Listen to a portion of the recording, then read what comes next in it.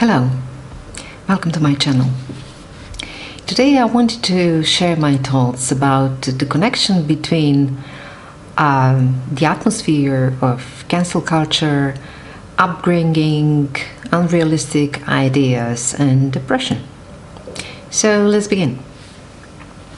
So I must say first that people where I come from are probably well equipped for this whole situation, pandemic, because one of the things that I learned when I was little from the stories of my granny and my father and people around me, that they had experienced the time of big crisis, the war, Second World War, before that, First World War, Balkan Wars, and they still remember and vividly recall what does that mean, that you don't have anything to eat, that you have to save your precious life. And then in those situations people actually realize what is the most important. And I also had experiences with war situation, for example when we were bombed and we had to go to the shelter, and there was a hyperinflation.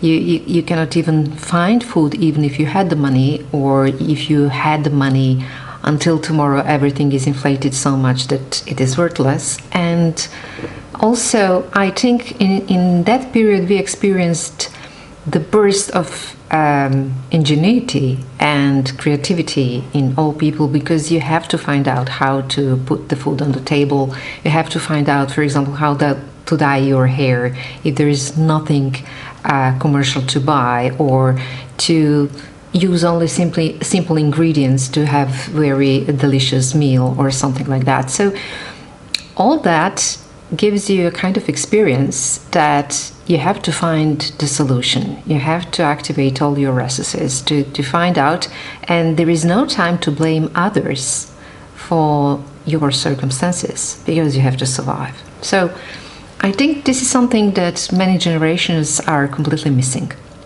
For example, I can see that clearly from cancel culture and all that weird notion that you have to destroy someone who is not thinking the same way as you do. So I think it is connected, because it is like with sons and daughters of very rich people who never learned how to make money themselves, because they were too comfortable, they were pampered, they were overprotected, and there are rare examples but that doesn't happen because they didn't have to.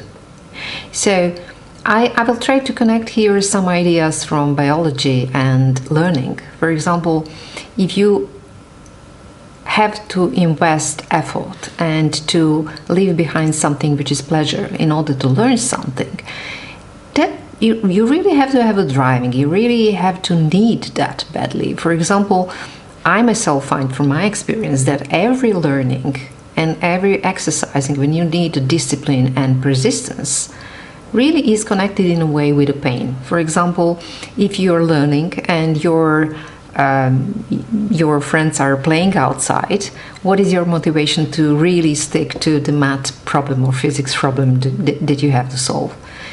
You have to have internal drive.